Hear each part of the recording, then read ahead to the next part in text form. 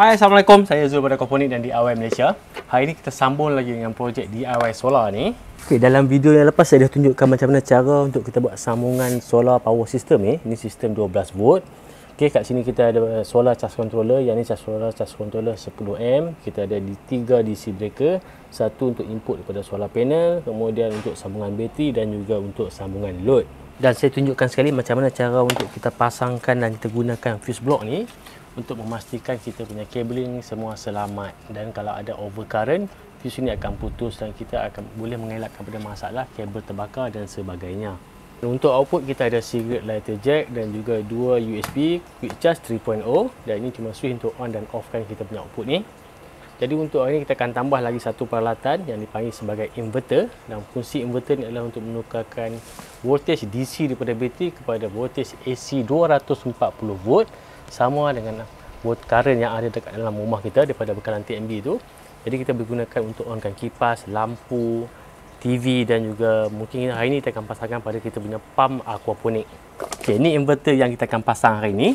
Input untuk inverter ni adalah 12 volt DC, iaitu daripada supply daripada bateri, dan output adalah 240 volt AC, dan kat sini ada untuk kita sambungkan plug 3 pin.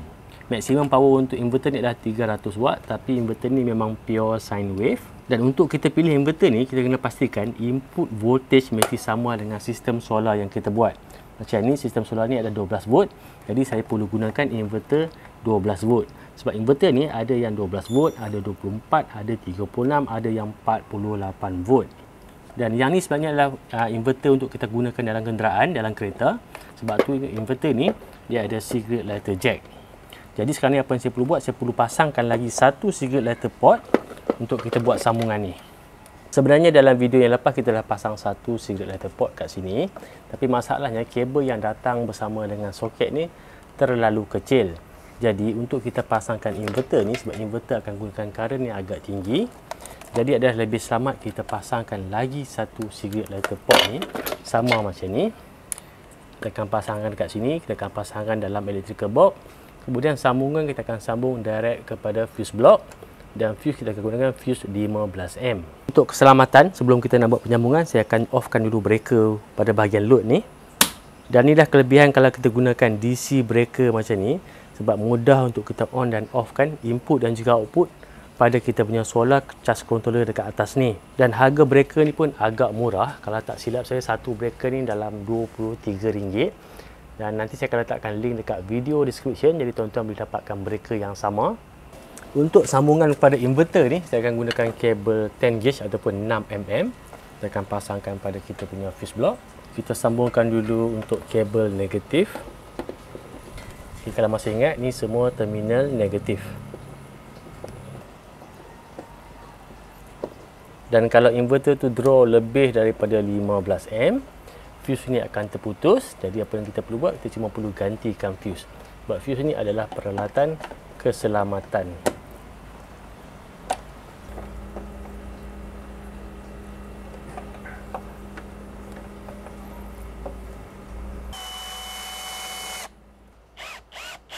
Sambungan pada fuse block dah siap, jadi kita tutup dia punya cover ni.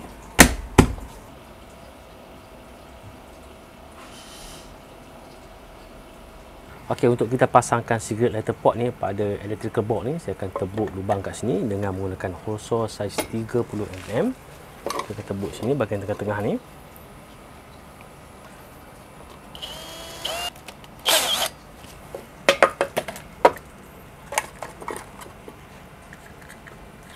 Okey, kita cuba dulu.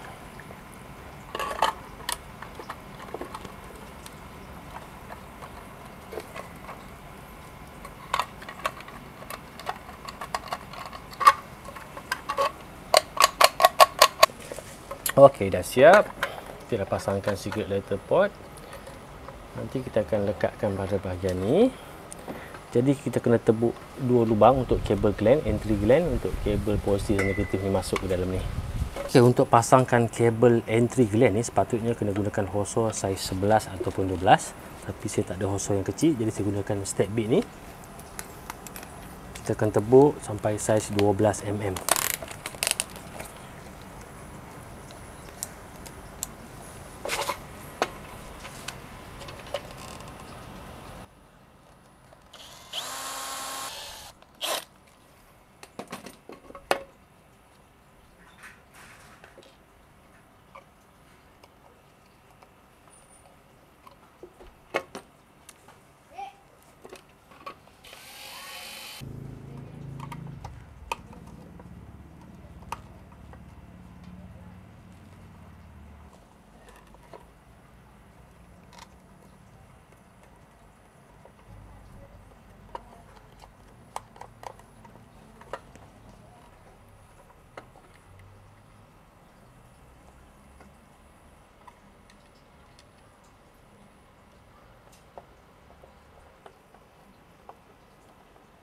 Sebabkan kabel ni agak besar, jadi saya terpaksa gunakan dua kabel gland ni. So kalau ada satu yang besar pun dah okey, tak payah pakai dua. Tapi sebab tak ada, saya terpaksa pakai dua lah. Okey, ni untuk kabel positif dan untuk kabel negatif.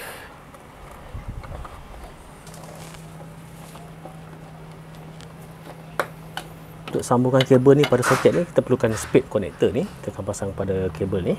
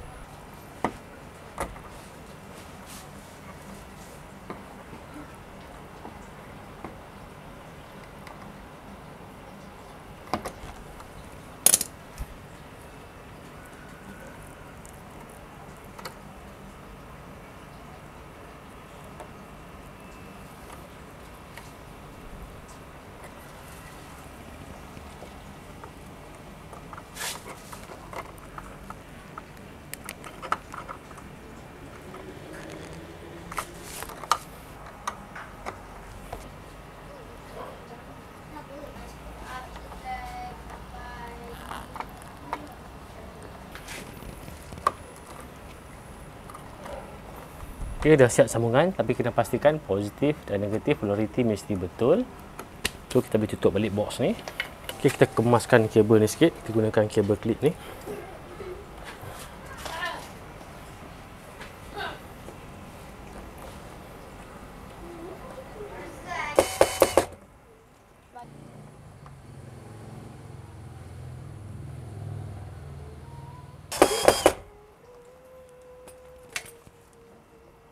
Kita pasangkan dulu rubber seal pada penutup ni.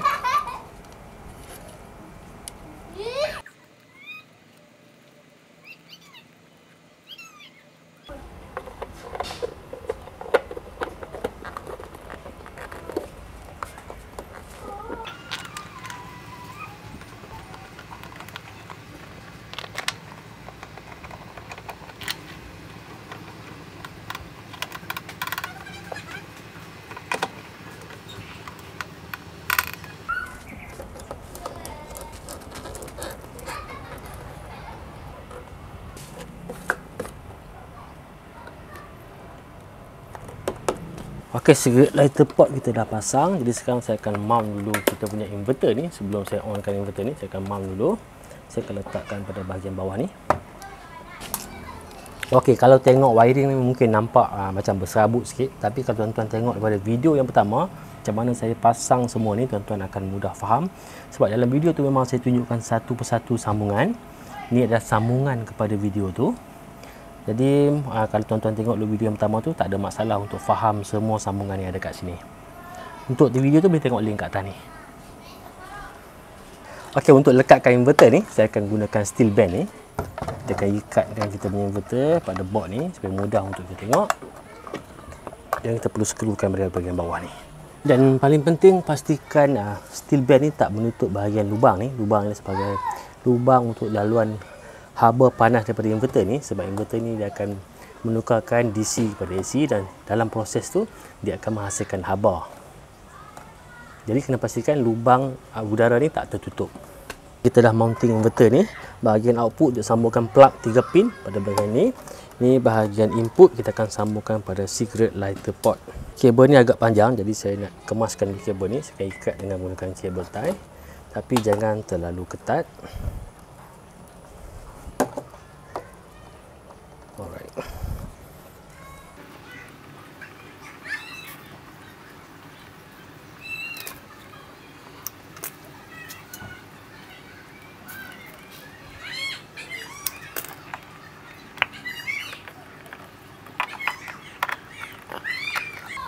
Alright, kita dah sambungkan pada cigarette lighter pot. Okey, sambungan inverter dah siap. Jadi sekarang saya akan upkan balik breaker ni. Okey, ada supply. Untuk onkan inverter, ada switch kat bawah ni. Kita cuba onkan.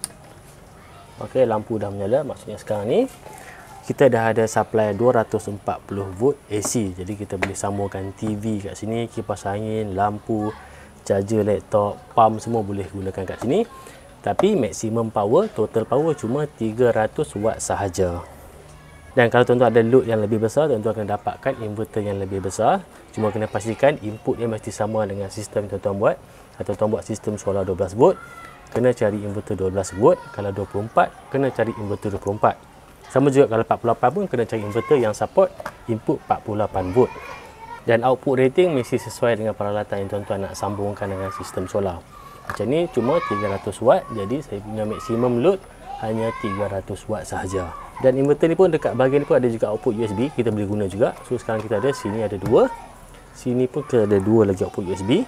Untuk yang bahagian ni kita boleh gunakan soket USB macam ni. Ni biasanya yang kita pasang dalam kereta kita. Ini sambung kat cigarette lighter jack, dan kita ada lagi 4 USB kat sini kalau perlu. So total kita akan ada 8 USB dan satu soket, satu untuk plug 3 pin. Pada inverter ni output untuk 3 pin plug cuma ada satu saja. Jadi kalau tuan-tuan perlu sambungkan kepada banyak peralatan, jadi boleh gunakan extension. So kita sambungkan dulu pada extension. Kita offkan dulu. Sambung pada extension, kemudian kita akan onkan. So kita boleh guna lagi banyak lah. Kita ada tambahan lagi 4 lah kalau kita gunakan extension. Okey, saya dah sambungkan dengan extension board dekat sini. Nampak macam buruk lah pula, tapi tak apalah. Yang penting buat masa ni berfungsi saja. Untuk AC electrical system ni saya pun masih belajar lagi, sebab saya bukanlah seorang yang certified dalam bidang electrical. Saya cuma DC electrical saja. Jadi untuk AC electrical ni saya pun masih dalam proses pembelajaran, masih belajar lagi tentang AC electrical ni. Dan saya ada seorang kawan yang memang certified, yang kompeten. So nanti saya akan cuba belajar dengan dia. Saya akan share juga lah dengan tuan-tuan tentang AC punya electrical system. Sebab kita kena ada protection lah, kena ada RCCB, LCB semua kita perlu dalam sambungan ni. Jadi buat masa ni kita guna dulu apa yang ada. Lagipun sebab kita punya power ni tak dah tinggi sangat, cuma 300 watt sahaja. Okey, kita akan cuba hidupkan water pump yang ada dalam ni. Water pump ni memang AC 240 volt. Okay, kita cuba sambungkan untuk hidupkan pump ni.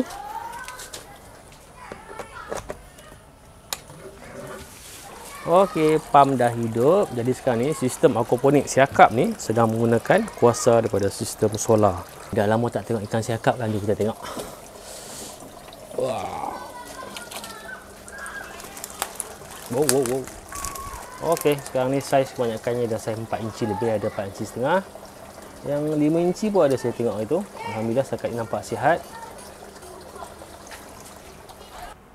Okey, untuk sistem ni kita dah siap pasangkan inverter. Fungsi inverter tadi untuk tukarkan kuasa daripada bateri kepada kuasa AC 240 volt sama dengan current TNB yang ada dekat dalam rumah kita. Dan untuk sistem ni nanti saya dalam next video saya akan tukarkan keseluruhan sistem ni. Sekarang ni sistem 12 volt, satu solar panel dan satu bateri. Kita akan tukarkan kepada sistem 24 volt. Kita akan gunakan kedua-dua solar panel ni, dan bateri kita akan tambah lagi satu. Cuma masalah sebab semua peralatan yang ada kat sini, inverter pun inverter 12 volt, cigarette lighter jack ni semua 12 volt. Jadi kita perlukan satu lagi device tambahan untuk tukarkan voltage 24 volt kepada 12 volt. Yang tu saya akan sharekan dalam video khususnya nanti, dan apa peralatan yang kita perlukan. Sampai setakat ini untuk video kali ini. Jangan lupa like dan subscribe YouTube channel Aquaponik Malaysia. Jumpa lagi. Assalamualaikum. Okey, just nak update pasal sambungan yang kita buat tadi. Selepas sejam pump tu hidup, tiba-tiba pump tu mati, lampu pun terpadam. Kemudian saya cek bateri, tak ada masalah, bateri masih okey. Rupa-rupanya kita punya solar charge controller ni dah over current. Jadi apa yang saya buat, saya dah tukarkan dengan charge controller yang lebih besar. Yang sebelum kita pakai 10 am, saya tukarkan dengan 30 am. So masalah settle. Jadi lepas ni untuk sambungan solar charge controller yang 10 am ni, kita akan buat perubahan sikit. Okay, inverter kita tak akan sambung pada bahagian load, tapi kita akan sambung direct pada bateri. Dan sebenarnya memang banyak brand solar charge controller yang tak recommend kita sambungkan inverter pada bahagian load. Dan saya cuba juga untuk brand ni, tak ada masalah, cuma kita kena pastikan dia punya current rating adalah lebih tinggi. Sebab tadi kalau sepatutnya dia punya draw maksimum ada 10 am, tapi saya cuma draw tadi dekat 7 am lebih, tapi dia dah ada error kat sini dengan cut off semua load. Jadi kalau kita nak sambungkan inverter direct pada bahagian load, kena pastikan current rating pada solar charge controller ni perlulah lebih tinggi. Macam tadi, yang ni 10 am, current baru 7 am pun dia dah cut off dah. Jadi kalau nak pakai juga yang 10M ni, kita akan ubah kita punya penyambungan nanti.